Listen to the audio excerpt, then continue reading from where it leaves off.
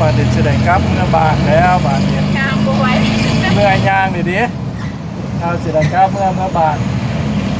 บานนั่งหน่อยก่อยปลา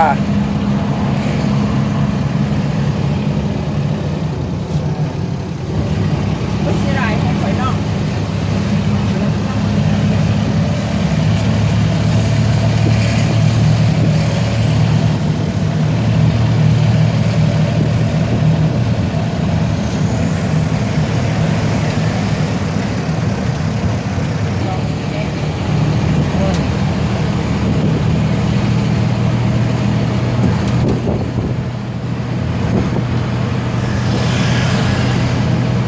วันนี้การโอ้อากาศอ่อนร้ายเนอกมือนี้เนาะวันนี้อากาศอ่อนโพดวันนี้คุณยางไปไซกับบ่ได้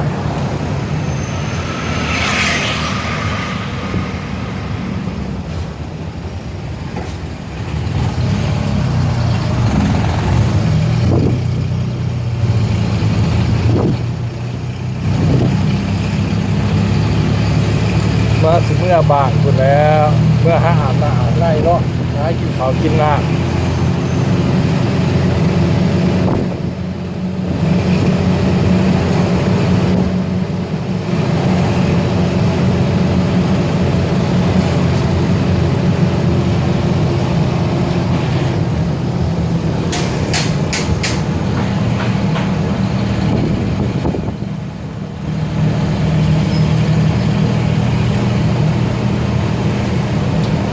วันเงินจากที่คอยเขาขอคนพ่อเนี่ย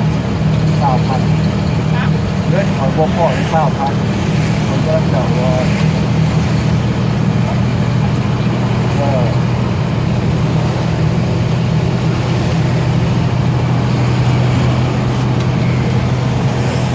เดี๋ยววันนี้อากาศจะร้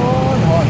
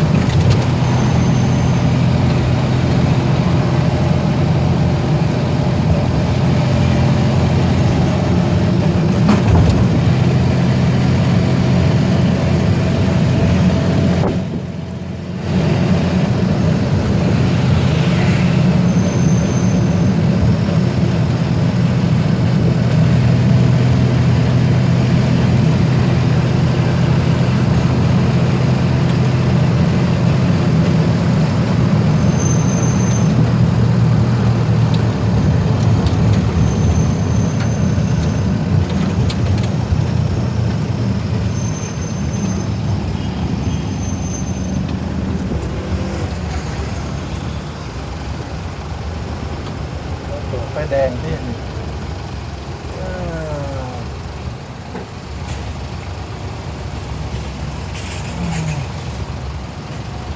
ครับเบิ่งพวกเขาคือจีบอบอลเขามีหอกไม่รู้ว่าทางใดใส่เราช่วยเห็นเนาะ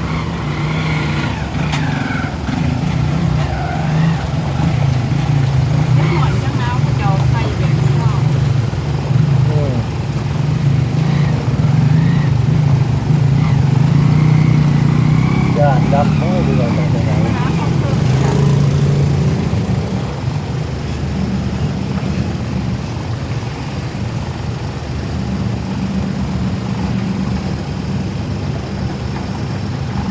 จะไปยุดก่อน